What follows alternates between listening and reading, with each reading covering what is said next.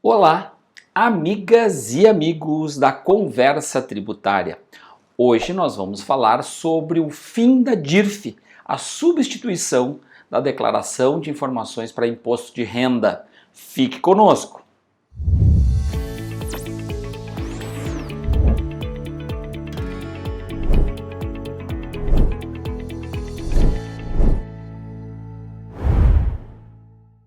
Com o patrocínio da Decision IT e da Titex Compliance Tributário aplicado, estamos entrando no ar com a Conversa Tributária.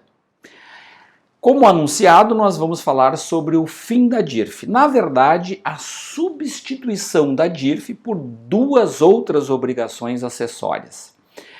A DIRF, que foi instituída há muito tempo atrás e que em 1997, se eu não estou enganado, pela Instrução Normativa 92 de 1997, passou a tornar obrigatória a informação em meios digitais.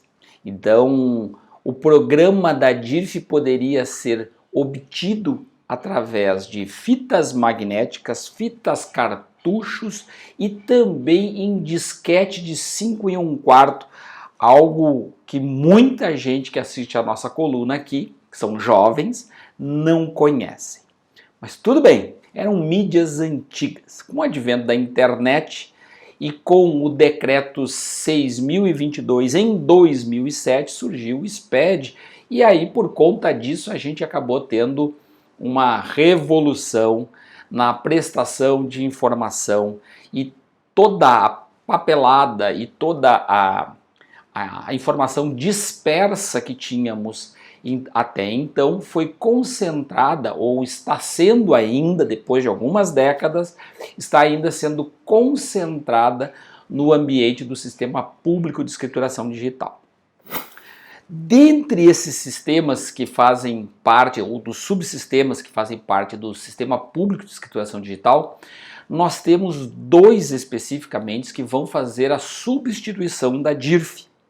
A DIRF, para quem não conhece, pode procurar na internet, é a contraprestação de informações de pessoas físicas e jurídicas sobre as operações de pagamentos.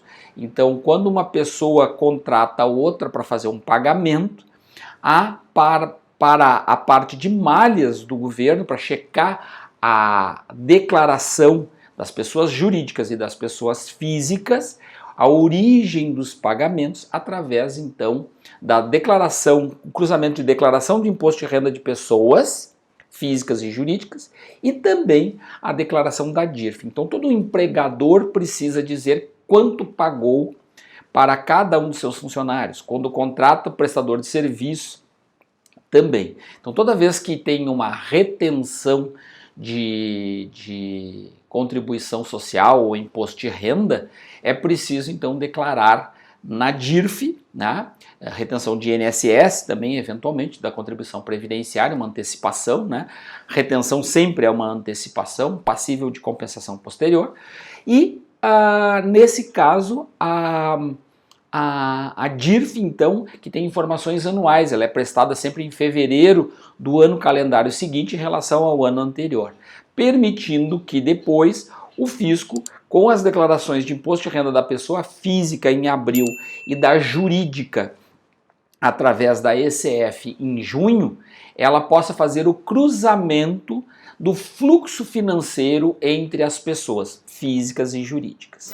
Muito bem, a DIRF tem uma informação anual, é por CNPJ, por CPF, com uma fragmentação mensal, mas ela não detalha os pagamentos, ela não detalha o regime de caixa e o regime de competência, né? Então um funcionário que recebe salários de um período em outro, né? Então referente a um período, ele tem incidência de INSS, por exemplo, por regime de competência, e tem também o regime de caixa sobre o imposto de renda, por exemplo, né? Então, nesses casos, há uma certa um descompasso entre o período que muitas empresas adotam para fazer a declaração na DIRF. E com o advento do e-social, nós vamos ter, então, isso está programado no e-social, a gente não tem ainda efetiva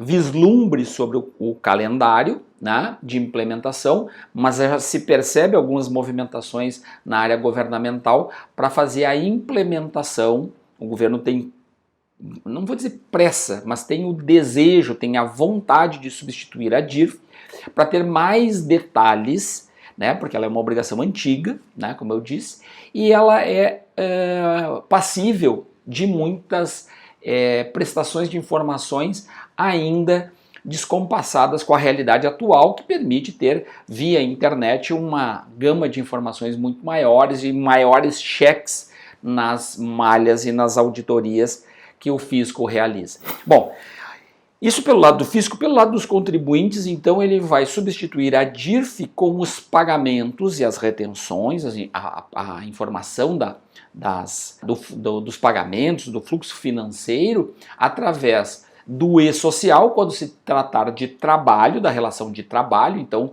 o empregador, basicamente isso no e-social, e também o pagamento de trabalhador sem vínculo, né? Isso vai se dar no âmbito do e-social. E todas as demais operações vão se dar através da EFD-REINF, inclusive aqueles casos de retenção na fonte, por exemplo, quando eu tenho uma aplicação financeira, né, em que o próprio banco, já quando faz o crédito do rendimento da aplicação, quando a aplicação é tributada de imposto de renda, já faz a retenção do imposto de renda e também informa na DIRF o ganho gerado para aquele CPF ou daquele CNPJ que já teve a retenção de imposto de renda exclusivamente na fonte.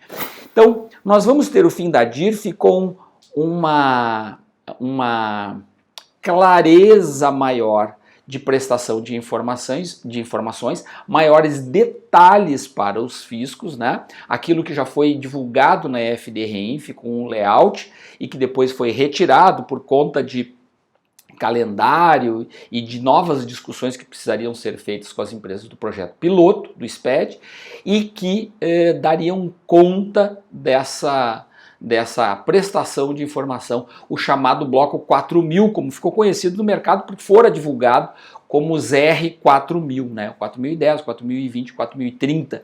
Né? E se presume que essas informações serão num cronograma sincronizado entre o e-social e a EFD-REINF, né? Ao longo dos próximos meses, talvez avancemos dentro de 2022, mas que permitirá, em algum momento, provavelmente em 2023, a não informação da DIRF. Não sei ainda se sobre o ano calendário 2023, com entrega em 24, ou se dentro de 2022 já poderia se fazer uma eliminação parcial da DIRF.